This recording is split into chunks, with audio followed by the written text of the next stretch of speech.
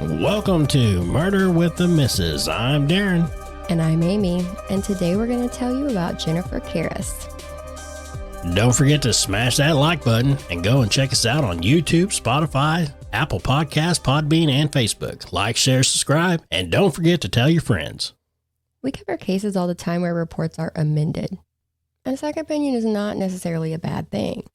But this one got a little wild for me, and I wanted to share it. This may be a little shorter episode because there's only so much information on it, but it's going to give you whiplash. So here we go.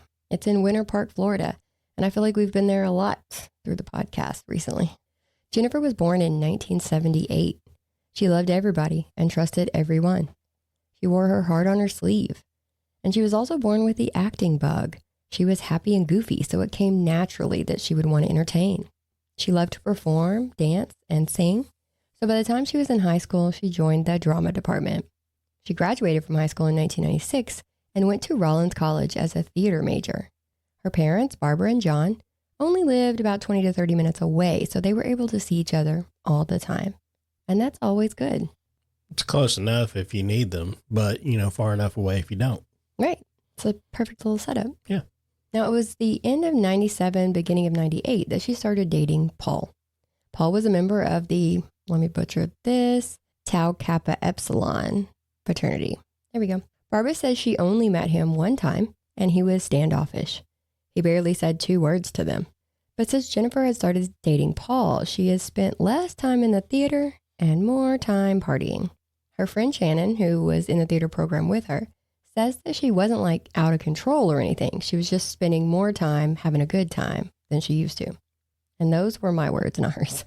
On Monday, March 30th of 1998, Jennifer went out drinking with friends from about 8:30 to 10:30, but left the group to go to see Paul.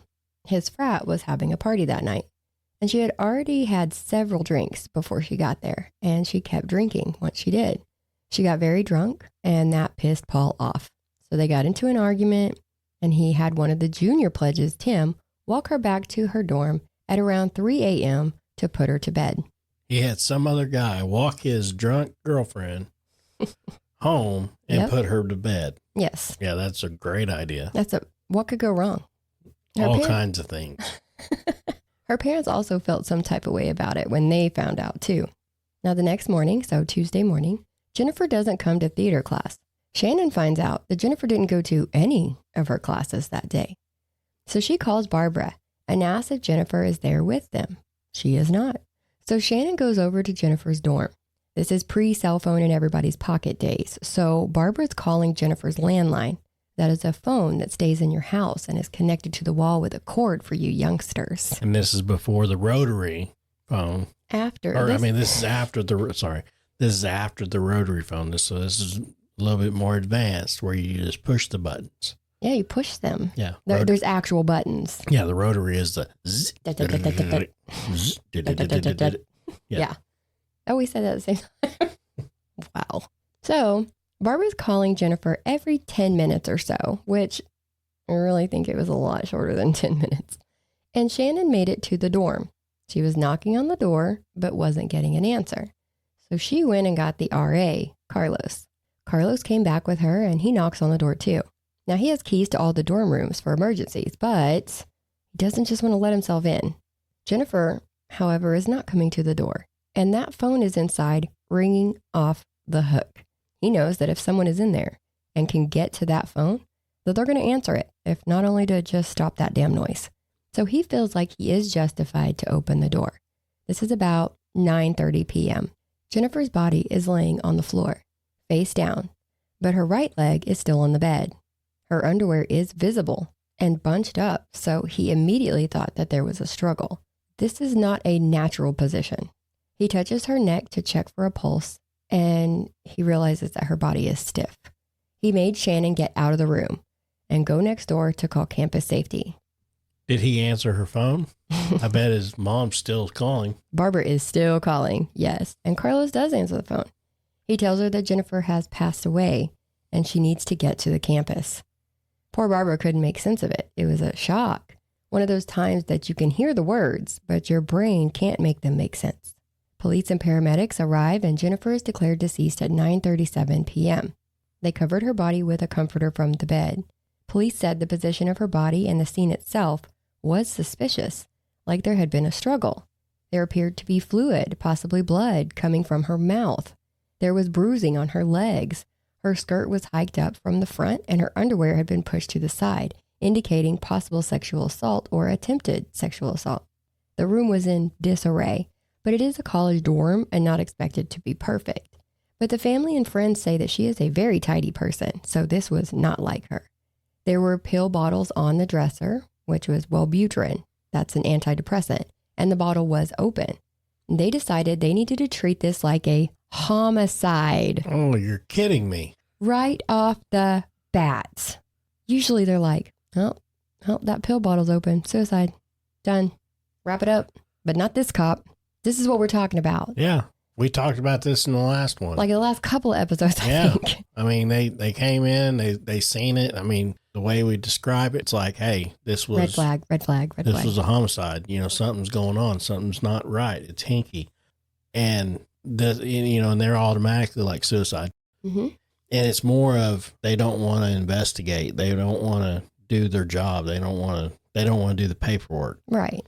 And then, you get this one and everything. They come in, they're like, oh, something's not right. This doesn't feel right. So they're going to treat it as a homicide. So that's why I'm like, oh, really? Finally. Yay. Finally. Yes. We get those cops that want to do their job. Yes. And plus, if anything looks weird, strange, suspicious, even if it doesn't, I think that they need to treat every crime scene they're called to as suspicious until you can prove otherwise. And, and I'm pretty sure, that's how they're all supposed to go. That's what I think. I mean, but it's good for them. I mean, at least they're investigating it. I'm happy to hear that. Oh yeah. Yeah, right off the bat, they were like, let's just actually investigate and see what happens. Let's see where that takes us. Sadly, by the time Barbara and John get there, she is already in a body bag. So that is how they see her. Detectives say that there's no obvious cause of death. So like there's no gunshot wounds, stab wounds, things like that. There's no obvious murder weapon in the room. So all they can do is talk to people, try to piece together her last activities, and wait for the medical examiner. They talk to Paul, of course. He tells them about having Tim walk her home. And Paul had all of his fat brothers. Whatever. All of his frat brothers to say that he stayed. Fat brothers. That's better. Words are cool. Yeah. But he had all them to say that he was there all night. So he's cleared off the list of suspects. They talked to Tim, who says that she was stumbling so much that he basically had to carry her back to her dorm. And he laid her on her bed, on her back. She was barely conscious, and he left the room to use the restroom. When he came back, Jennifer asked him not to leave. So he stayed there with her for 10 to 15 more minutes until she was fully asleep. And then he left, leaving the door unlocked. He also mentioned that she had foam or bubbles coming out of her mouth. Well, damn, Tim. You didn't even the recovery position, like lay her on her side? Nope. Good. And I mean, why that didn't strike him as weird. Yeah. That she had bubbles or something coming out of her mouth. Maybe call somebody and be like, call somebody. Hey, could you come look at her? She don't look right. He didn't even do that. So R.A. Carlos said that the door was definitely locked when he got there. So now cops have to wonder if someone came in after Tim left, assaulted her or attempted to, and then locked the door on the way out. Now the autopsy was done the next day, April 1st of 1998, showing a lot of injury to her face. Contusions of the right, left, and mid-forehead, left upper eyelid. There were 3 on her cheek, parallel, going all the way up to her eye. A bruise on her nose from mid-nose to the tip. She bit her upper and lower lips. There's lots of things. She also had bruising on her knees and thighs, torn toenails, and damage to her neck. Now, Dr. Reyes did the original autopsy, and then he called in medical examiner Dr. William Anderson because of the concerns about the neck injury. So they did a layered dissection and saw significant hemorrhage deeper into the right side of her neck, indicating pressure was applied there. They took pictures, and while waiting for toxicology, they reported to the police that this was a possible homicide. Listen, these people are banging it out of the park. Yeah. Dr. Anderson said, putting 2 and 2 together, it looks like her heart was sensitized by the drugs, and she had a neck compression, which led to the lack of oxygen for a period of time, which caused a fatal cardiac arrhythmia. So they head back over to talk to Paul and Tim. Tim says that she did hit her head a couple of times when she was bumbling around, but he didn't change his story. And Paul already had his alibi, so he had nothing new to offer as to why she was so bruised up. You couldn't miss all that bruising on her face. Well, it sounds like she got beat up at some point. That's what it sounds like, because there's a lot of damage, and people would definitely notice if she was walking around with bruises all over her face. So that means it had to happen after she got back to her apartment or dorm. On her nightstand that night was a piece of paper that had the name Skylar with a phone number. It seems Jennifer had called Skylar 3 times the night that she died. Skylar was an old high school boyfriend that she kept in touch with. He did live several hours away, so he wasn't a suspect. But he said that each time he talked to her that night, she was in a different state of mind, always saying that she missed him, but sometimes she'd say it sadly. The next call, she would be upbeat. So she was definitely going through some emotions. The toxicology report came in showing a low amount of alcohol in her system, but that she had a bunch of different pills in her system, drugs for migraines, 2 antidepressants, and some over-the-counter cold medicines. Of course, on the report, they list these long-ass names that nobody could pronounce, but it was like Tylenol, Sudafed, Mucinex, an anti-inflammatory, Zoloft, the Wellbutrin, and the most interesting to them, propranolol, hope I said that right, which is a heart medication that was not prescribed to her, and it can suppress your respiration. I'm not going to lie, I don't know how to break down all these medications, but I've seen it reported she had twice the toxic amount of this in her system. Now, this goes by the name of Inderol.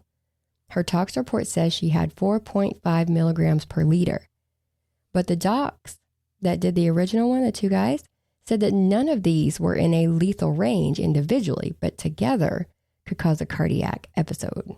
So who do we believe? And that would have been a good title for this episode. Was there any of the people that she knew that took this type of medicine? They did not specify if they actually even looked into people who took this medicine. Because that would have been like a good thing to ask. Well, I mean, during an investigation and everything else, you know, if that person's a suspect, because you don't release that information during an investigation. Right. So you can be like, well, what type of meds do you take? Can I see them? Yeah. I mean, if you see a strange drug in somebody's system that they do not have a prescription for, you should be like, where did it come from? Let's start here. Because you're not asking about that person's condition True. or anything like that. You're just asking, well, what type of meds do you take? Do you have a heart problem? Yeah. Do you need this heart medication? You know. Yeah. And they could actually even get a warrant for that. They should be able to, I think. Well, I don't know. We need a cop. Because there's like a deal where it's like privacy. HIPAA. Yeah, HIPAA. Yeah, you have privacy. That's what I'm saying. You can't ask like what their condition is, but I think you can ask like meds. Well, I think they would have had to name him as a suspect to have a little more leeway to get information like that. Yeah. But I don't think they ever listed anybody as an actual suspect. But anyway, that's what I would try to figure out. I was like, yeah, it's a good point. Where did these meds come from? That's a good point. Yeah. You know, I would too. The rape kit was negative for fluid, and the cause of death was listed as blunt force trauma of the head and compressive asphyxia. The working theory was that she may have been drugged, maybe at that party, and someone attempted to assault her, choking her when she fought back. And since she already would have had respiratory issues from the meds, it was easier for them to cause her death. Since there were high levels of heart medication in her system, police ordered an autopsy review. So that's where they take the reports, samples, pictures, all the things except the actual body, and have another doctor review it and provide their own opinion. The review was done by the district chief medical examiner, Dr. Gore. The original report was amended to show that the damage to the neck was minimal, not substantial, like originally said. On October 20th of 1998, Dr. Gore changed the death to show that it was accidental and not a homicide, that she actually overdosed. Oh, a doctor fight. Yeah, this is a doctor fight. Pretty much, because Dr. Gore literally drew lines through some of the injuries listed. Like her toenail wasn't broken, cross that off the list. There were no abrasions on the knee, cross that off the list. No contusion on the right thigh. You see where I'm going with this? Yeah, but I mean, he's going off paperwork. He's not going off the body. How the hell is he supposed to know that? Exactly. He has to trust in the other doctors as to what they found. So plus, we've seen several autopsy reports. They've got the front view of a body figure and the back view of a body figure, and they mark on the body where these marks are, where these bruises are, where these cuts are. He's looking at this, and seeing bruises all over this girl's knees, all over her thighs, and he's like, and nope. in some cases, they actually take pictures. There was lots of pictures taken. To prove what they found. Exactly. Cover your ass. Exactly. You know? So Dr. Reyes and Emmy Anderson weren't asked any questions about the autopsy that they did by Dr. Gore. So they went to him, questioning the trauma of the neck and saying the pictures alone would show him how extensive it was. What pictures? Really? Really. There was one picture of the neck in the file, but the two original doctors said that they took a lot of pictures. Remember, they did a dissection of this area. Mm-hmm. They took pictures as they went. So where did they go? Having that review really damaged the case because now, since it's ruled as an overdose, the case was closed in 1999. This was unacceptable to her friends and family. Well, lots of people, really. The Orlando Sentinel had a reporter who was very interested in this case.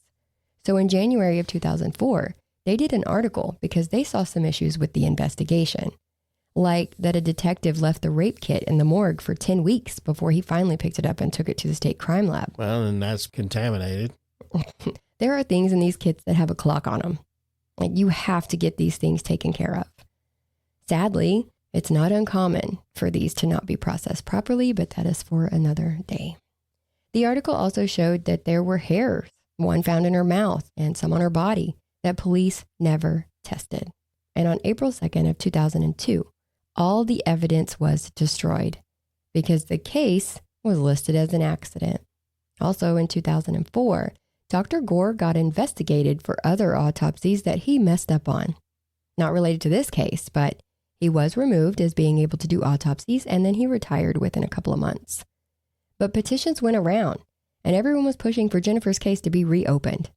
And the state attorney agreed. They reopened the case, and Dr. Bruce Goldberger, a toxicologist, reviewed the autopsy again. And then there were three? And then there were three.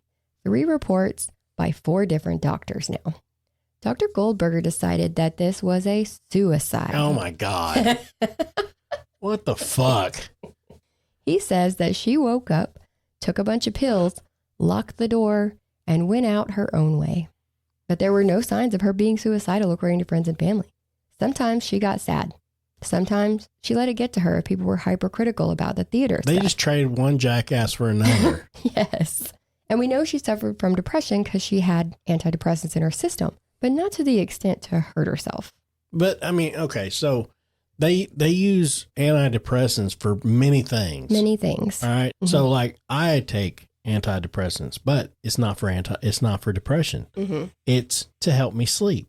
It's right. It slows your brain down. It's to help my migraines. Yes. And everything. It's not because I'm depressed. Yes.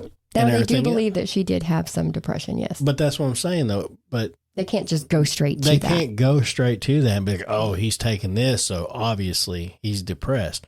You also take an anti-seizure medication for the same thing to help with migraines, and I don't. But you don't have seizures. I don't have seizures. It's one's to help me sleep, one's to slow my brain down. It helps me.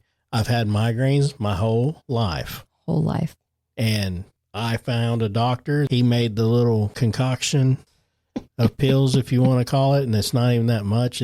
But he came up with the ingredient that formula that actually knocked my migraines from every day to a couple of months. And I've been on these pills for 25 years now, and I'll have maybe 2 a month now. There'll be the small occasion where I'll have small.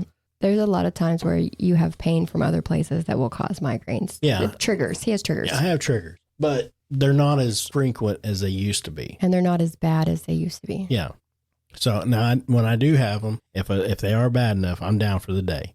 But that's what I'm saying, though. Sometimes a couple of days. Yeah. Like it used to be, it was every day. Yeah. I had to go to work with it every day. And so they'll give you medications that aren't for the reason they're intended to be for, because they help with something that they didn't see as a thing. Yeah. And it doesn't mean you have that. Nope. Doesn't mean you have it. Now, because the alcohol had metabolized and was eliminated from her system, Dr. Goldberger says that she got up the next morning and took the pills and said that all that bruising on her body, the state of her room, was all due to the medications inducing a seizure. Dr. Anderson said, quote, "We've done a lot of seizure deaths, and I don't ever remember one where they grabbed their neck enough to create blunt force trauma." He questioned why the toxicologist was commenting on medical injuries. John and Barbara were worried that they were running out of options because now you have 3 reports with 3 different causes of death. So they went to the governor, Jeb Bush, and asked for a completely outside person to review everything. They're going to run out of doctors at this rate. Yeah. Maybe old Jeb. Maybe old Jeb will get them going. So enter Chief Medical Examiner of Miami, Dr. Bruce Haima. He came in to review the review of the original autopsy. To review the review of the original review. Yes. That was reviewed by the other reviewers. Yep. Gotcha. That's exactly it. He put the time of death at midday or later, so some 9 hours or so after Tim left her, and says her trauma to the body was due to her being in that unnatural position for a long period of time. He ruled her death as a suicide, saying there was no evidence of a homicide. Now, Dr. Reyes and Dr. Anderson, remember, they're the OGs on this case. They refuse to change their mind because they say that those missing pictures of the neck wound are the real thing here. The fact that no one else has seen them means that they're not able to fully see the damage that was there. And once you take that out of the equation, that takes the homicide out of it. So it's not like these other reviews are necessarily wrong. They're just reporting on what is available to them. So the case was closed for a final time. That's it. Wow. No more. So they started off strong. Yeah, we were looking good. And somebody shit the bed. Yeah. And lost the evidence. Lost those pictures. They had to go somewhere. I mean, they lost the evidence. They didn't take the rape kit. 10 weeks. I mean, yeah. They didn't test the hairs that they found on her body. Man. And in her mouth. I was I was kind of hopeful for this one. I know. I'm sorry. I built it up to knock you back down. Yep. There was an issue on the blanket placement too. I feel kind of the need to mention this. The paramedics said they covered her body with the blanket, but the RA Carlos remembers moving it to check for a pulse. So maybe it was partially covering her to begin with, maybe. I don't know. Because he also said he could see that her skirt was up and her underwear was bunched. So he wouldn't have been able to see that if she was covered up by that comforter. Well, and that's what I don't get. It's like, how do you claim it as a suicide when all this other stuff was happening? Yeah. You know, her skirt was up, her panties were in a bunch. Well, they say it was the seizure. Mm-hmm. Oh, yeah. So she just started grabbing at every fucking thing. I guess so. You know, I mean, I know there's all different types of seizures. Oh, yeah. And everything, but we've seen one. I mean, it's kind of scary. Scary stuff. It's scary stuff. It is. You know. It is. But it wasn't nothing. It was more of a neurological seizure, I would call it, because there was not a lot of jerky movements like you see on TV or if somebody has like a physical seizure. But it does get violent. Like they thrash around sometimes depending on what they're having. But I don't see that this could be done. I mean, this right here, she'd have to been freaking up and about and freaking see, you know, with the seizure, she'd been jerking around her clothes. The way her clothes were moved, it wasn't like a lay down type seizure. I don't know. And maybe another thing to consider, Tim said that he basically had to carry her back. So if she's wearing a skirt and underwear and he's trying to hoist her up, we can't take that out as a possibility. You know, and he also did go to the bathroom and then return. So, you know, maybe he was done. Oh, stop it. But when I was reviewing this case, it was giving me some slight Brandon Emery vibes. Remember, he's the one who beat himself to death. And they said that his damage was caused by a seizure. And that would have had to have been a very violent seizure. So this was kind of giving me those vibes when I was looking into it. So if you haven't heard that case, go back and we did a 2-parter on it. Yeah. But if you have any information that could help in Jennifer's case, please call the Central Florida Crime Line at 1-800-423-8477. All right. Well, that's it for this one. Don't forget to tell your friends, tell everybody you know. We need subscribers. We need people on our podcast. Yes. Till next time, guys. Bye.